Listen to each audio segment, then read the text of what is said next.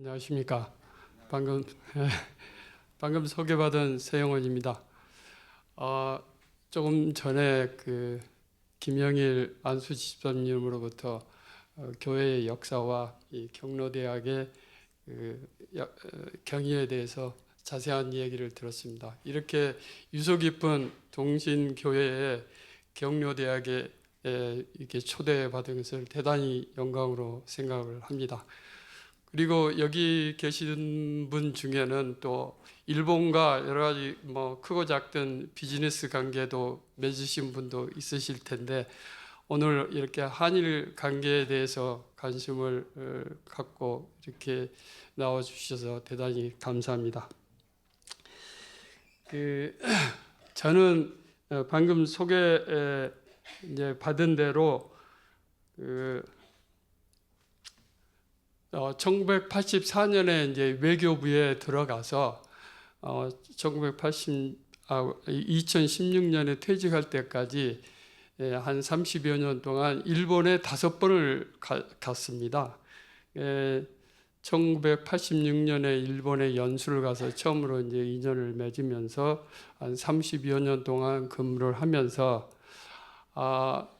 처음에 그 일본 사람들의 그 우리를 보는 묘한 그 경멸의 눈, 이런 것부터 시작해가지고 마지막에 나올 때는 우리한테 부러워하고 또 경계하는 모습까지 많은 변화를 겪었습니다.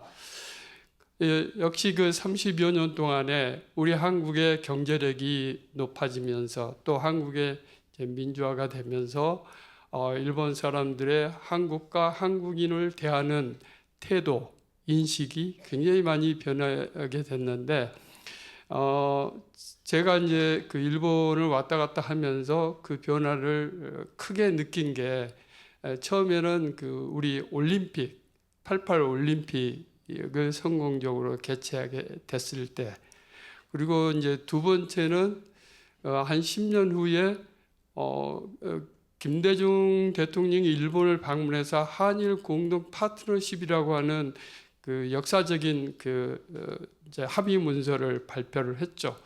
이제 그 이후에 이제 한류가 막 그 일본에 유행하게 되면서 한국에 대한 그 우호적인 긍정적인 인식이 굉장히 높아진 것을 이제 느낄 수 있었습니다. 그리고 이제 마지막으로는 이제 그 역사와 영토 문제 때문에 이제 이 이명박 대통령께서 독도를 방문하시면서 그때 이제 일본 전체는 아닌데 굉장히 보수 우익적인 사람들이 이제 혐한론이라고 하죠. 그러니까 한국을 싫어하는 그런 분위기를 만들어내면서 그 한국 사람들에 대해서 뭐 특히 제일교포들에서 가끔 테러도 하고 막 가는 무서운 분위기가 이제 생기기도 했습니다만은 그래도 전반적으로는 일본이 한국을 파트너로 하지 않으면 자기도 손해 본다는 그런 데까지 이 한일 관계가 발전을 했습니다. 그렇게 발전하기까지 여기에 계신 우리 선배님들이 다 함께 노력한 결과라고도 저는 생각을 합니다.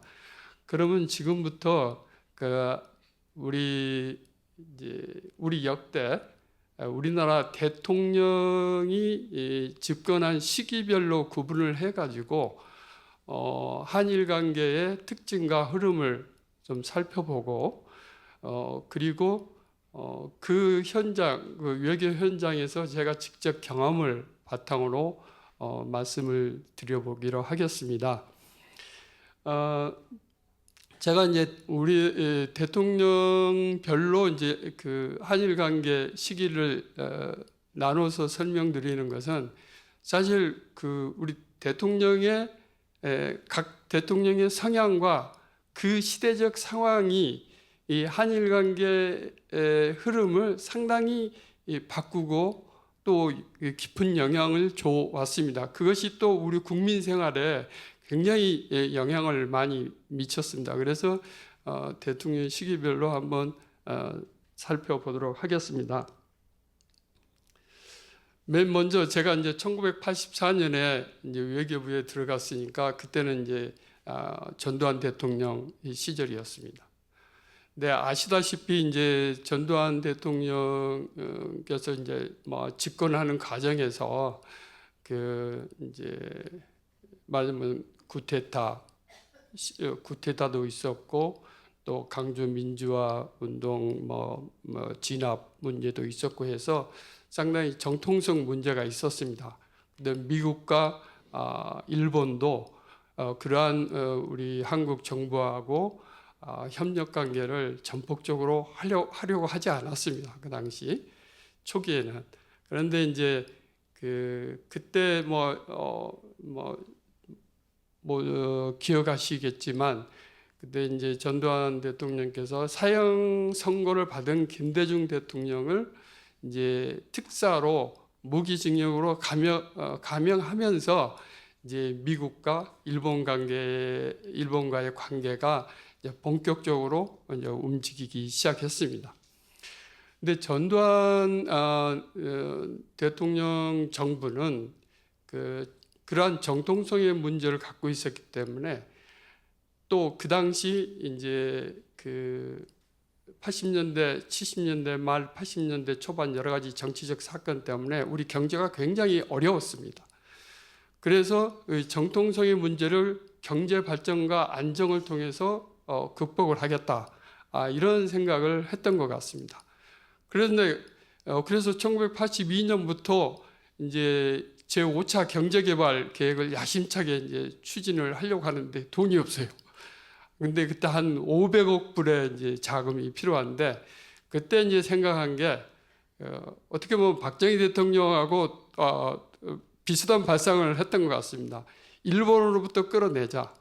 그래서 이제 일본에 100억 불 정도 내놔라. 이렇게 이제 협력을 해라. 이렇게 이제 타진을 했는데 이제 일본에서는 이게 갑자기 무슨 소리냐 이런 상황이었었습니다. 그런데 이제 우리 논리는 그때까지만 해도 미소 냉전이 굉장히 치열했지 않습니까? 그러니까 우리가 공산주의 최일선에서 우리가 버티고 있기 때문에 일본 너희들은 국방비도 별로 안 들고 경제 발전에 전념할 수 있지 않느냐. 그만큼 우리가 일본의 경제 안보에 기여를 했으니 일본도 한국의 경제 발전을 위해서 기여를 해야 되지 않겠느냐. 이게 이제 저희들의 논리였습니다. 그런데 일본은 무슨 황당한 얘기냐 그런 반응이었는데 다행히 그때 미국의 레이건 행정부가 들었었죠. 그러니까 이제 있었죠. 레이건 행정부는 이제 소련과의 대립에서 소련을 이제 이기겠다는 의지가 굉장히 강했던 정부이기 때문에 한국의 말이 맞다. 일본에서 한국을 도와줘야 된다, 협력을 해야 된다. 이렇게 이제 미국이 말하자면 보이지 않게 이제 압력을 행사를 했던 것 같습니다. 그래서 이제 드디어 이제 우리는 1982년에 1년에 이제 그러면 60억 불 경제협력 차관을 그러니까 그냥 돈을 달라는 건 아닙니다. 그 당시 우리도 꽤 이제 개발도상국으로 올랐었기 때문에 다만 이제 좀 차관 빌려달라 이렇게 해서 이제 교섭이 시작이 됐습니다. 그런데 한 6개월간 이제 거의 1년 가까이 치열한 외교 교섭 끝에 거의 타결되려고 했는데 갑자기 82년 6월에 역사 교과서 문제가 터졌습니다. 이제 일본에서는 중학교나 고등학교 교과서는 4년마다 일본 정부의 검정을 받아야 됩니다. 그런데 이제 그때 82년 6월경에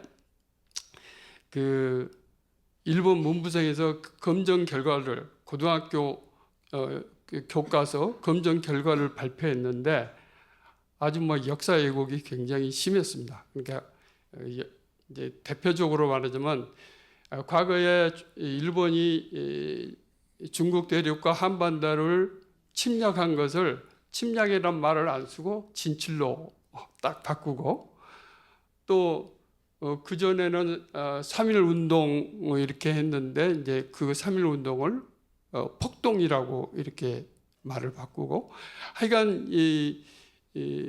이런 역사 왜곡이 너무 심하다. 이건 용납할 수 없다 해가지고 이제 중국이 맨 먼저 엄청난 항의를 하면서 수정 요구를 했습니다. 고쳐라 원래대로. 그러니까 이제 저희는 이제 우리 정부는 이 60억 불 경제협력 자금 교섭이 거의 다 돼가는데 또 대결하기가 상당히 껄끄러워서 처음에는 굉장히 로키로 차분하게 대응을 했습니다. 그런데 중국이 막 이렇게 엄청난 또 격렬한 항의를 하고 하니까 우리 국내에서도 우리 언론과 우리 국민 여론이 이제 또 들끓었습니다. 혹시 여기 계신 분들 중에 그때 데모에 참여하실 분들도 있을지 모르겠습니다만은 굉장히 격렬했고 그래서 정부도 이제 일본에 대해서 항의를 하고 수정 요구를 했죠.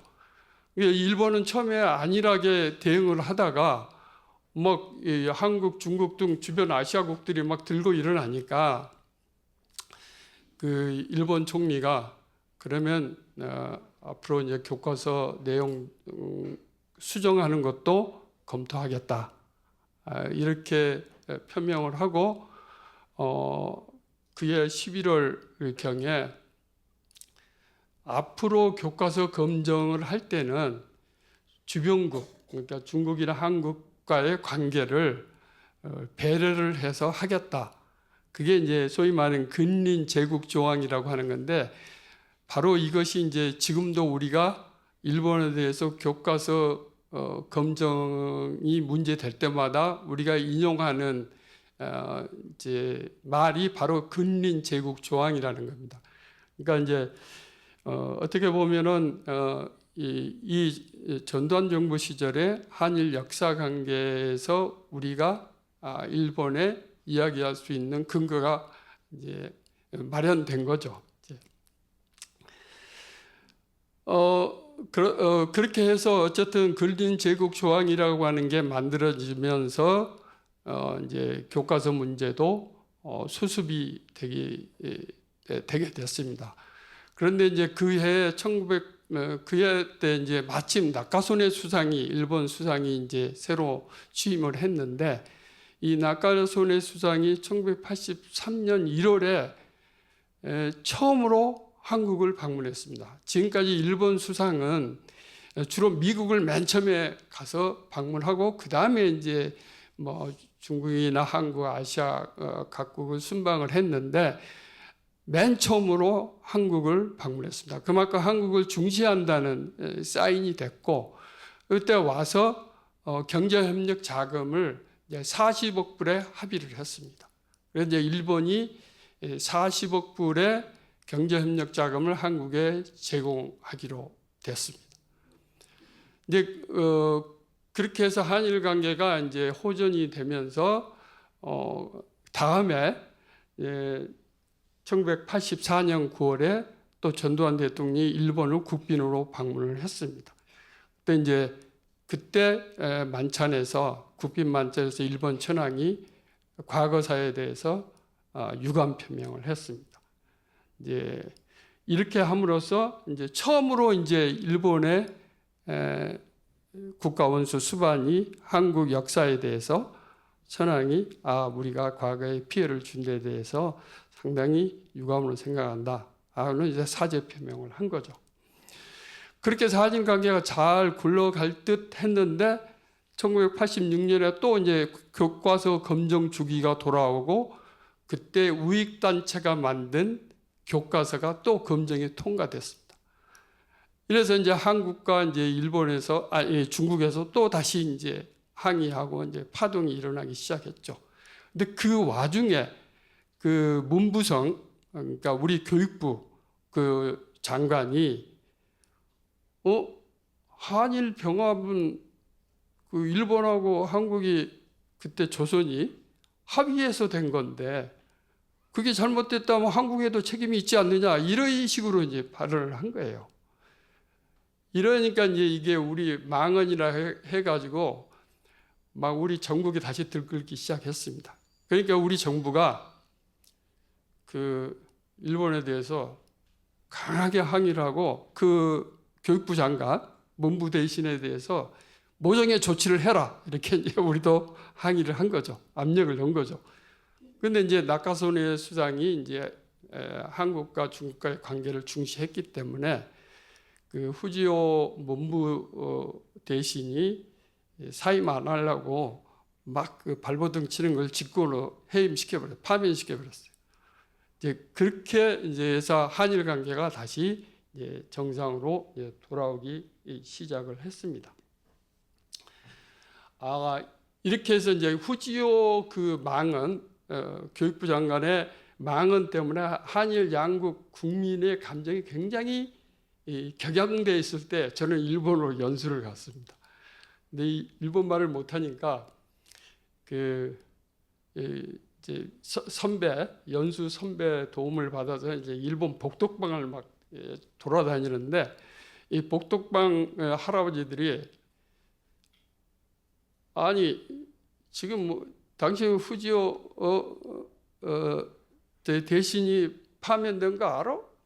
지금 뭐 일본 내 분위기가 굉장히 안 좋은데 혹시 너가 일본에 여기 살다가 내가 방을 얻어줬는데 거기서 당신 네가 테러 당하면 나 책임 못 져. 방 못 빌려줘. 야, 이런 식으로까지 나오고, 또 한편으로는 야, 한국 사람들은, 한국 유학생들은 뭐 월세도 안 내고 어떨 때는 야반 도주해버리더라.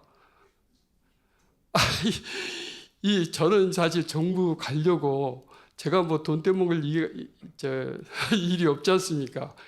그런데도 그런 식으로 모멸감을 주면서 참 굉장한 자괴감을 느꼈습니다. 그러니까 저는 이제 일본 전술을 그렇게 아주 안 좋은 인식으로 이제 시작을 했는데, 그런데 이제 그 제가 2년간 연수를 하면서, 근데 이제 88 올림픽이 이제 다가왔었죠. 그러면서 이제 한국의 경제 발전상이 이제 일본에도 이렇게 소개되고 하면서 아주 분위기가 상당히 좋아졌어요. 그래가지고 저는 이제 그러니까 일본의 많은 사람들도 사귀고, 그리고 그 사람들이 이제 굉장히 친절도 베풀어주고 해서 아주 좋은 분위기 속에서 일본을 이제 떠났습니다. 그래서 이제 제가 한국 본부에 돌아와서 이제 통상국의 이제 통상과 한일 경제관계를 담당하는 과에 이제 배정이 됐는데, 이때 한일 간의 최대 현안은 무역 역조 문제입니다. 이 경제관계 현안이었습니다. 아시다시피 이제 일본에서 우리가 청구권 자금이라고 해가지고 많은 돈을 이제 우리가 일본으로부터 제공받았지 않습니까? 이제 그러다 보니까 우리 이 경제가 완전히 일본에 종속됐습니다. 굉장히 의존적이 됐습니다. 그러니까 우리가 뭘 하려면 일본에서 뭐 부품이나 소재를 수입을 해야 되고 뭐 하다 보니까 우리 적자가 계속 늘어나게 된 거죠.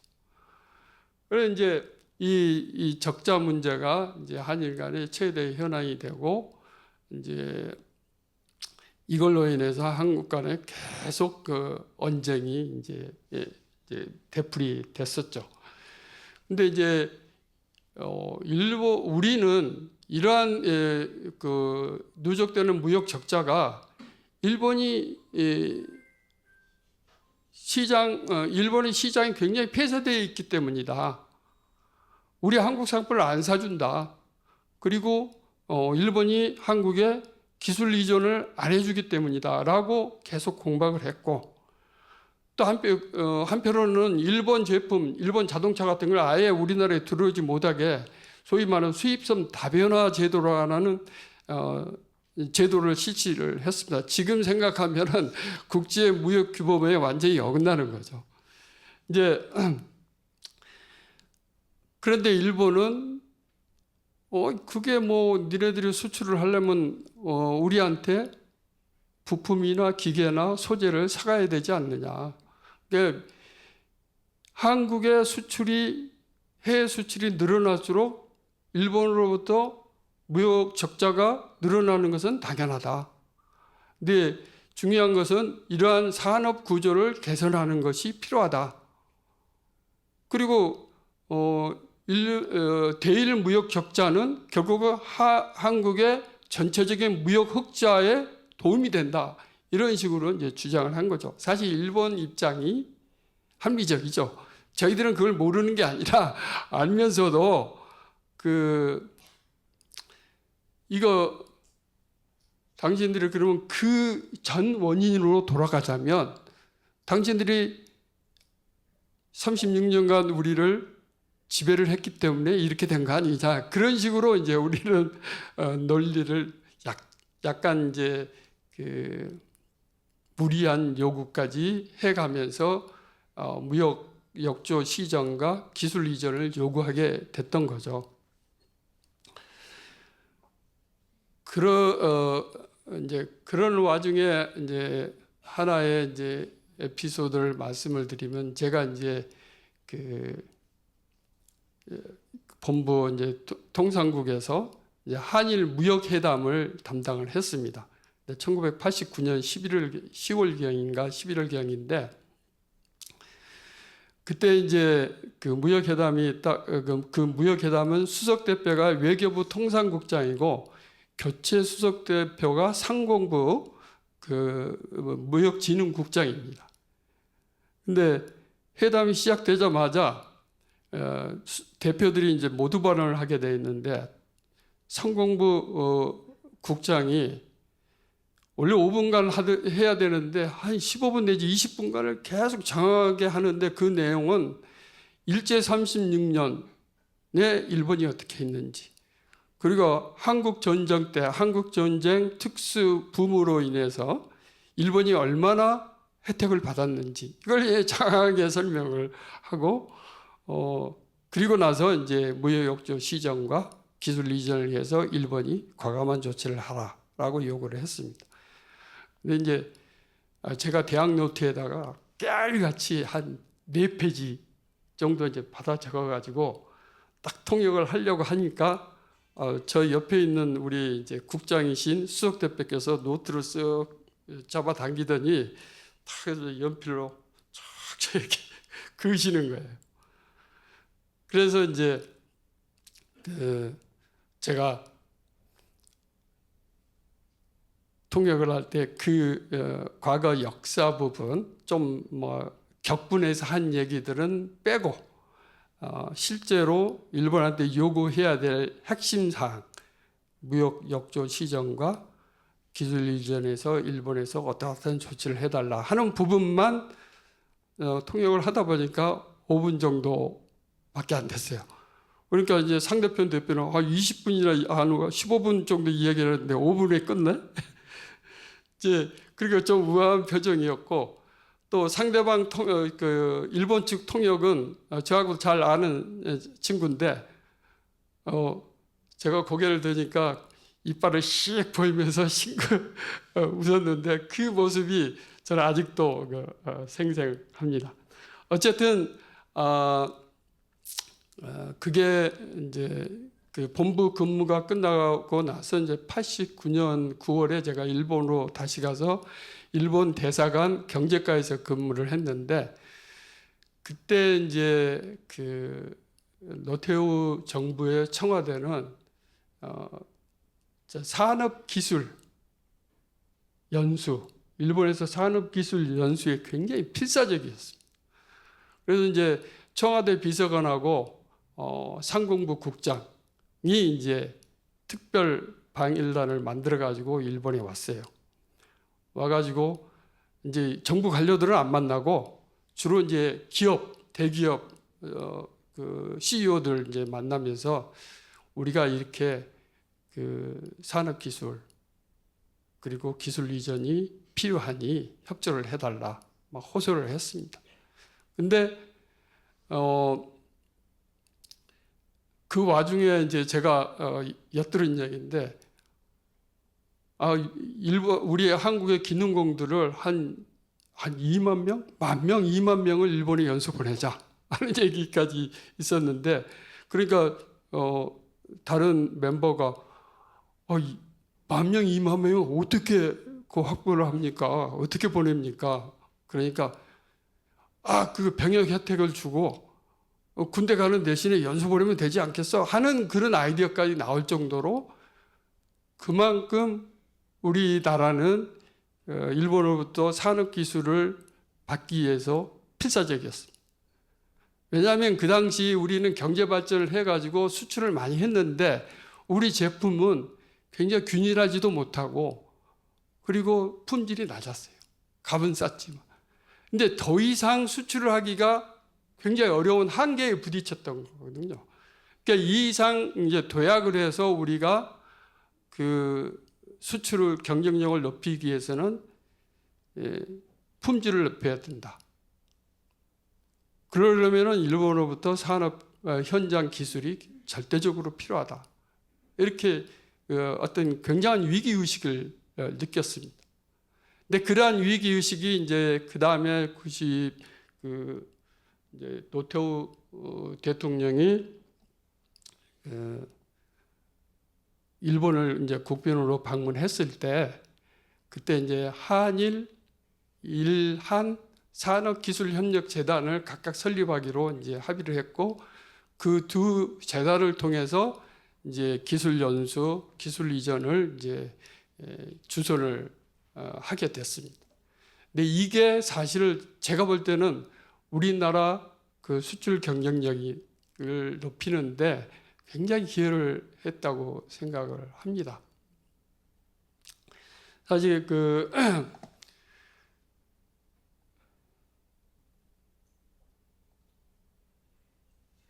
그런 이제 제가 연수를 했던 사람들, 연수를 했던 기능공들한테 들은 얘기인데, 일본 현장에 연수를 하면서 인간관계를 쌓다 보니까 그 정으로 그 일본 기업의 영업 비밀이죠, 말하자면 그 어떤 거에 대한 설계도면 이런 것까지도 아주 비공식적으로 협조를 받기도 했다고 합니다.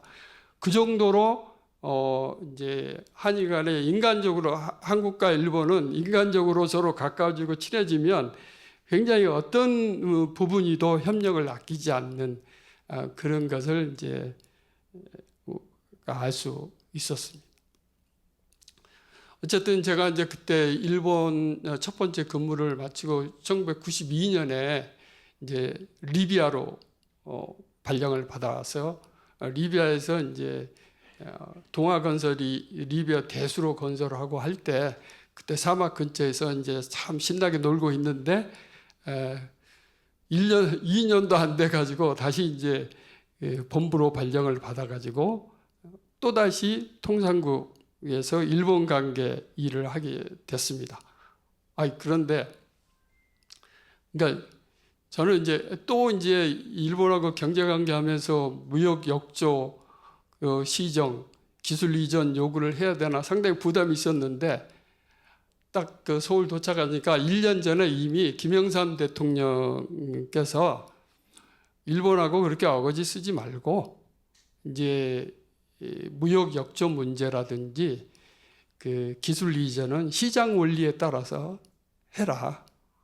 라는 새로운 대일 경제 방침을 이제 선언을 한 상태였습니다. 그러니까 이제 저는 좀 그 부담은 줄어들었는데 이제 다시 일본에 대해서 요구를 하는 분야가 있었는데 새로운 분야를 이제 발굴을 했는데 그게 건설 분야입니다. 그 전까지 우리가 이제 사우디나 뭐 이런데 그 중동에 가서 건설 시공 능력을 굉장히 높였잖아요. 국제적으로 명성이 있었잖아요. 그러니까 이제 우리도 일본 건설 시장에 우리가 들어가자. 그래서 이제 건설 시장 진출을 그 굉장히 적극적으로 추진을 했습니다. 그런데 그 94년 10월에 이제 차관복급 한일 신경제협의회가 이제 동경에서 열렸는데, 이제 제가 이제 처음에 이제 이제 하루 종일 아침부터 이제 회담 준비하고 뭐 진행하고 뭐 하다가 회담 막바지에 일본하고 이제 합의 문서를 이제 만들기 위해서 거의 뭐 서너 시간 동안 이제 치열하게 흥정을 하다 보니까 회담을 밤 11시가 넘어가지고 이제 폐회식을 하게 됐어요. 근데 폐회식을 하려고 하는데 첫 번째 이제 일본 수석 대표가 인사말을 하는데 갑자기 오늘 한국에서 일어난 불행한 사건에 대해서 심심한 유감을 표하고 그리고 그 희생자 가족들에게 심심한 위로의 뜻을 전합니다. 이렇게 하는 거예요. 이게 무슨 소리야? 그래 이제 저는 또 옆에 있는 사람도 물어볼 수도 없고 어쨌든 이제 그 회담이 딱 끝나고 나서 아까 그 얘기가 뭐야? 그랬더니 성수대교는 무너진 거 몰라? 아침에? 그때 이제 하루 종일 저는 그 소식을 그 회담 준비 때문에 접하지 못했던 거예요. 근데 그 이야기를 듣는 순간 어떻게 몸이 부끄러워지고 막 그때 땀이 날 정도로 부끄럽더라고요. 왜냐하면 막 이 건설 시장 진출을 위해서 우리 시공력이 뭐 세계적인데 너희들 이게 뭐야 이거 뭐 하면서 막 압박을 했는데 이게 우리 성수대교가 무너진 거예요. 그때 그 제가 외교관 생활 중에서 가장 창피했던 순간이 아마 그 순간이었던 것 같습니다. 이제 그리고 나서 이제 다시는 일본의 일본 건설 시장에 진출하겠다는 얘기는 꺼내지를 못했습니다. 예.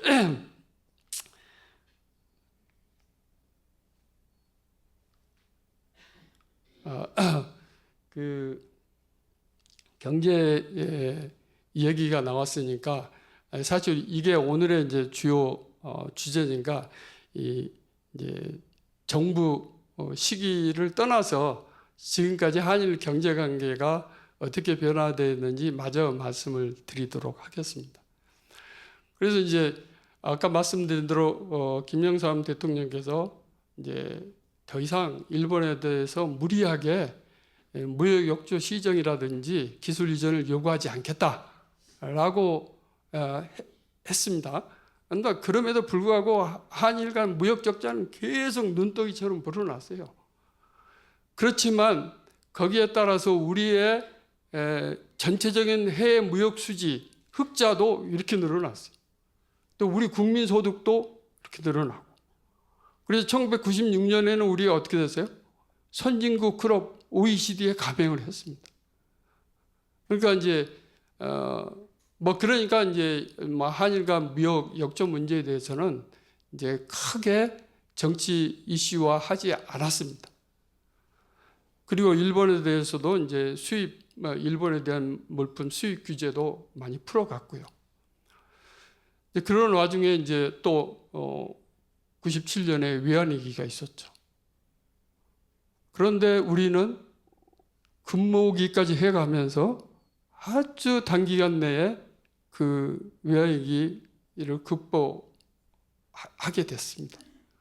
근데 일본은 아시겠지만 1990년 초에 일본 경제 버블이 꺼지면서 그때부터 10년간 계속 경기가 침체되고 물가가 하락하고 잃어버린 10년이라는 얘기가 그때 유행을 했었습니다.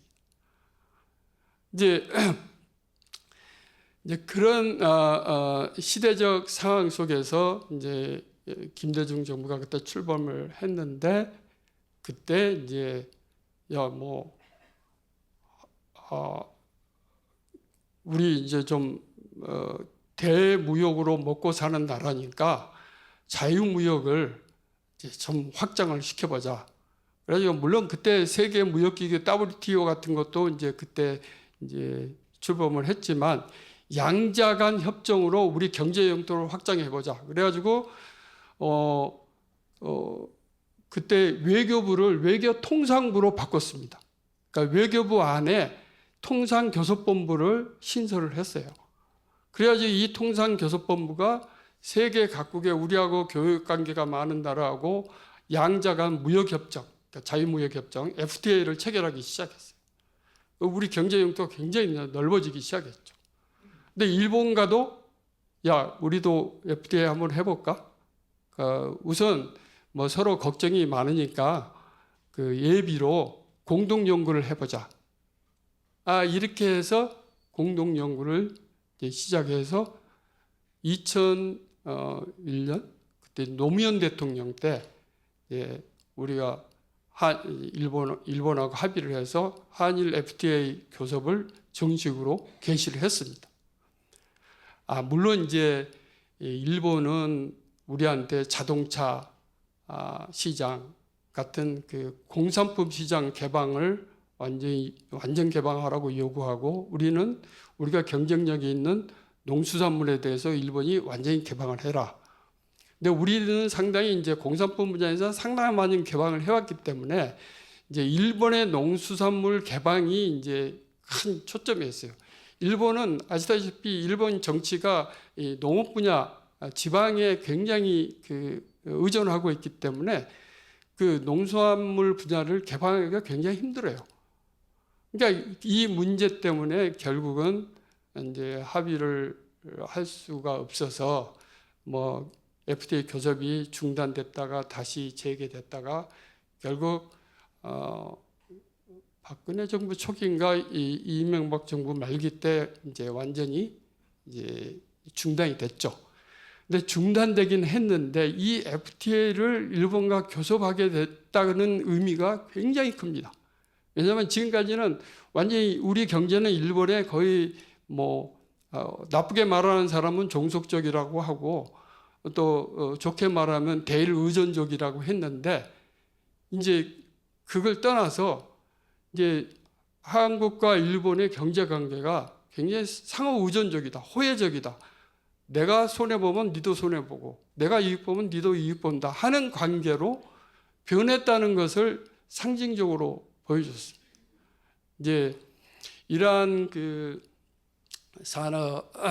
한일 산업 경쟁력 차이를 현장에서도 느낄 수 있었습니다.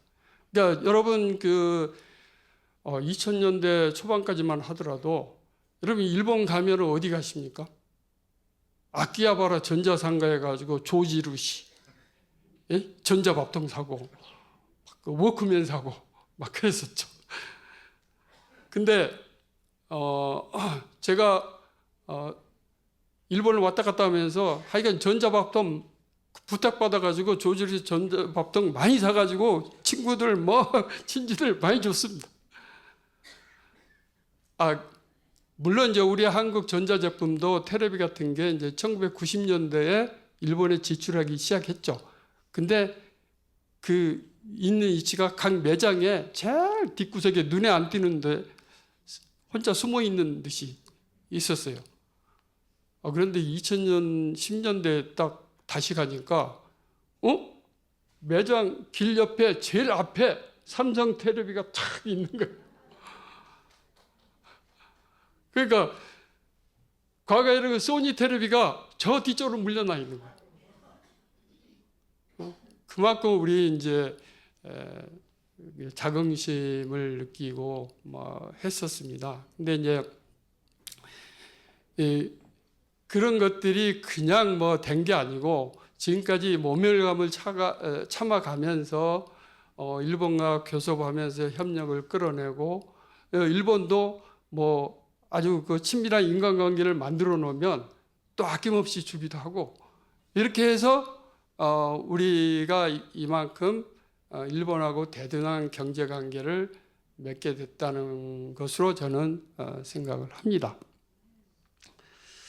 경제 이야기가 사실 이게 사실 오늘 제 이야기의 중심이고, 그래서 이제 일본하고 우리는 이렇게 처음에 완전히 기울어져 있다가 이제 평등하게 대등하게 경제 관계를 갖게 됐다. 그 결과가 2019년에 나타났어요. 그 뭐냐면 우리 그 강제징용 문제로 해가지고 그 일본하고 막 사이가 틀어졌었죠. 그때 일본이 경제 제재를 했습니다. 역사 문제를 갖고 경제 제재를 했어요.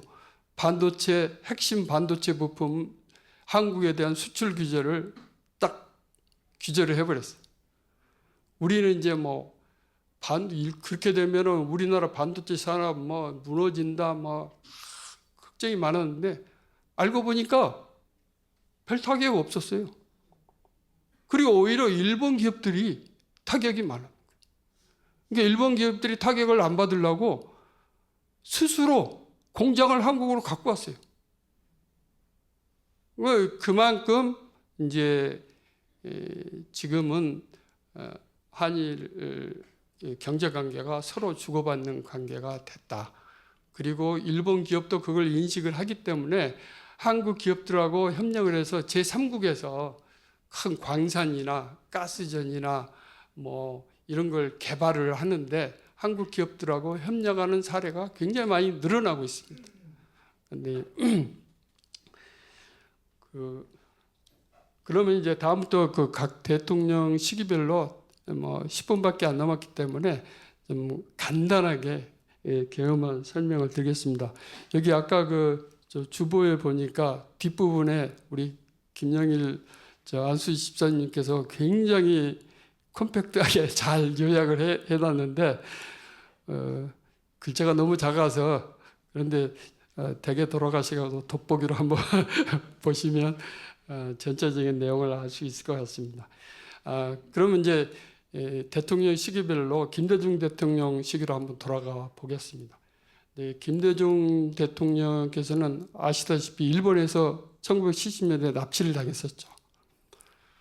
그리고 또 김대중 대통령이 취임하기 전에 한일 간에 굉장히 중요한 어업 질서를 규정하는 한일 어업협정을 파기를 해버렸어요. 처음에 맺을 때 일본이 굉장히 유리하게 돼 있었는데 우리 어업 세력이 늘어나면서 일본 영역을 자꾸 이제 잠식을 하니까 일본이 그냥 없애버립니다. 그 엄청난 갈등 속에서 이제 김대중 정부가 출범을 했습니다. 그런데 어업 문제도 아주 치열한 교섭 끝에 그의 단기간 내 10월에 이제 완전 신한일 어업 협정을 체결을 해서, 물론 국내적으로 비난이 있었지만 한일 어업 질서를 회복을 했습니다.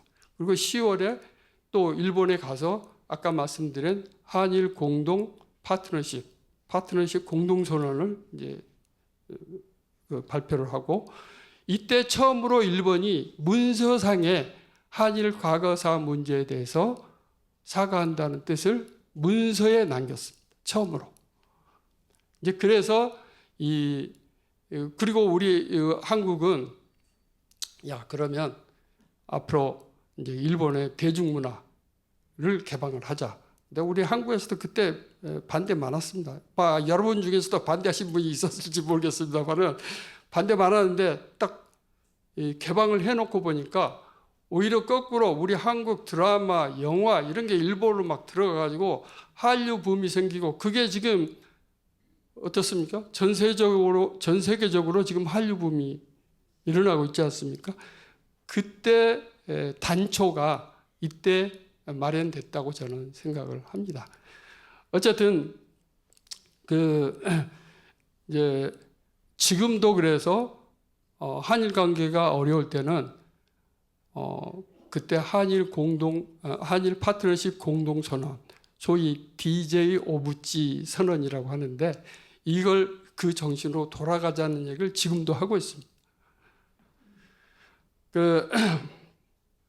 그런데 이제 이때 여러분 혹시 코이즈미 일본 총리라고 이름을 들어보신 사람이 있을지 모르겠습니다. 굉장히 이제 독특하고 숫사자 머리를 하고 있는 분인데, 이분이 이제 수상이 됐을 때 이제 또 역사 문제가 굉장히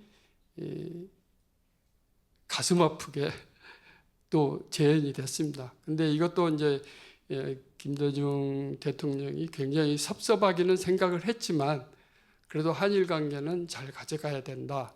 이렇게 해서 이것도 또 이제 좀 애매모호하기는 하지만 이제 합의를 해서 수습을 하게 됐습니다. 그 다음에 이제 그 노무현 대통령이 이제 물려받았는데, 노무현 대통령도 초기에는 한일 관계 잘하려고 굉장히 노력을 했어요. 그래가지고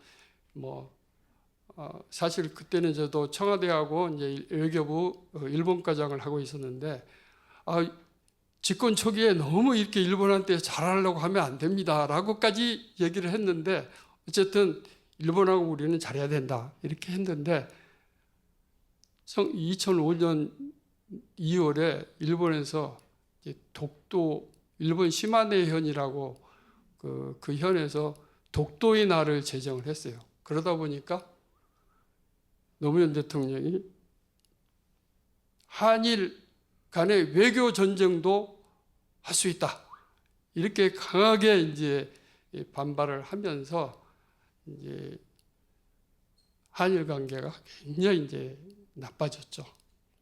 그래서 일본도 노무현 대통령 끝나고 나면 그 다음에 이제 한일 관계 줄 건 주지 해가지고, 그때 그 일본에서 우리 한국에 줄 수 있었던 그 조선 왕실 의궤, 이렇게 중요한 문서도 그때 안 주고, 막판에 안 주고 다음 정부에서 이제 넘겨주는 일까지 있었습니다. 그만큼 이런 것은 일본 야당 정치인들도 일본 정부 너무 속이 좁다, 째째하다라고 비난할 정도였습니다. 다음에 이제 이명박 대통령께서 이제 2008년에 취임을 하셨는데, 2010년은 한일 간의 그 굉장히 민감한 시기입니다. 한일 강제 병합 100주년이에요. 이때 한인국 내에 반일 감정이 이제 막 들끓을 것이라고 굉장히 우려를 해서 굉장히 조심스럽게 운전을 했어요. 그때 마침 이명박 대통령도 굉장히 실용주의적이고, 그리고 그때 마침 일본도 자민당, 그러니까 보수적인 자민당 정권이 잠시 정권을 내주고 민주당이 정권을 잡았습니다. 그때 민주당은 한국에 대해서 굉장히 우호적이었죠. 그래서 그 2010년을 아주 무난히 넘길 수 있었습니다. 그런데 2011년에 우리 헌법재판소에서 위안부 문제 해결을 위해서 한국 정부가 노력하지 않는 것은 위헌이다라고 이제 판결을 한 거예요. 그러다 보니까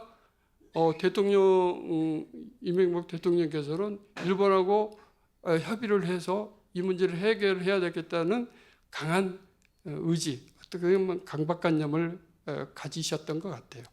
그래서 이제 그 한 6개월 후에 2012년에 일본에서 이제 일본 총리하고 정상회담을 했는데, 그때 정상회담의 거의 90% 이상을 위안부 문제 가지고 논쟁을 했다고 그래요.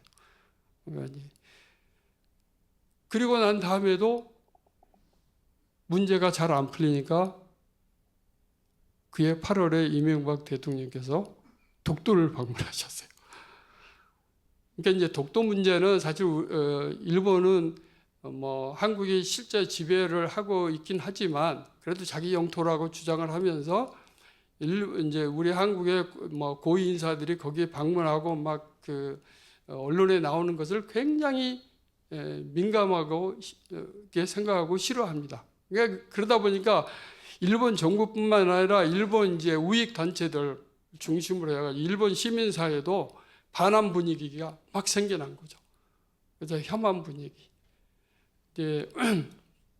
그게 이제 일본 그 그러한 일본 우익들의 근본 생각이 지금까지도 이어지고 있고, 그래서 한일 관계는 우리 대통령이 바뀔 때마다 처음에는 아주 우리가 잘하려고 노력을 많이 해서 상당히 좋아집니다. 근데 막판에 가면 그 한일 간의 문제가 될 수 있는 그런 역사 문제나 독도 문제나 이런 거에 대해서 일본의 대응은 굉장히 느긋하고 안일합니다. 거기에 대해서 우리는 다시 격분을 하게 되고, 그래서 또 한일 관계가 나빠지고, 그런 형태가 계속 되풀이 되고 있습니다.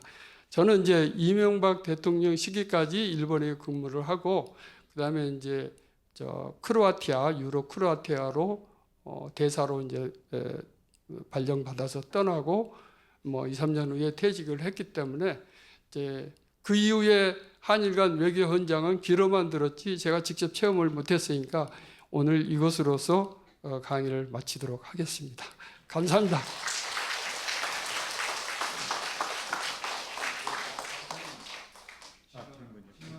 네. 이번에 이시바 총리가 새로 취임을 하셨는데 네. 우리 정부와 이시바 총리의 관계가 앞으로 전망이 어떤지 대강 좀 말씀해 주시기 바랍니다. 예.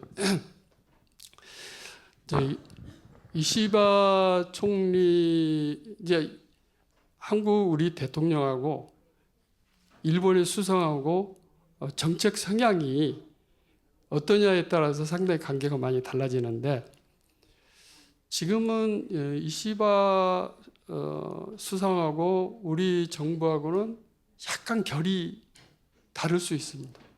왜냐하면 지금 우리는 이제 자유 통일을 정책으로 내걸고 북한하고 이제 북한의 핵무기를 포기해라, 그냥 강하게 압박을 하고 있잖아요. 근데 이시바 총리는 과거 자민당 총재 아베 총리하고는 반대입니다. 그러니까 북한하고 어떻게 했었는지 대화를 터서 일본인 납치 문제도 이제 합리적으로 해결하고 북한의 연락 대표부를 두고 싶다라는 생각을 하고 있습니다. 그러니까 이제 이시바는 일본의 사상 조류로 말해서는 미국 의존 일변도보다는 아시아하고 관계를 상당히 중시하는 경향이 있습니다. 그래서 이제 아까는 역사 문제하고 경제 문제를 가지고 한일 관계를 봤습니다만은 실제로는 그 깊은 면을 보면 북한에 대한 정책이 한국과 일본이 같을 때는 굉장히 잘 나가고, 뭐 역사 문제 뭐 이런 거 다른 문제 있어도 협조가 잘 됩니다. 근데 그게 다르면 다른 거 좋아도 뭔가 좀 어색한 분위기가 있고 그렇습니다. 그래서 이시바 총리가 이제 북한과의 문제를 실제로 자기 생각대로 어떻게 움직여 나갈 거냐, 거기에 따라서 우리 한국 정부하고 약간의 껄끄러운 관계가 될 수도 있고, 또 우리 한국 정부하고 이제 이시바 정부하고 협조를 해서 그러면 북한을 대화로 끌어내자, 이런 방향으로 나가면 또 협조가 굉장히 잘 될 수도 있고, 그렇게 되지 않을까 이렇게 생각을 합니다.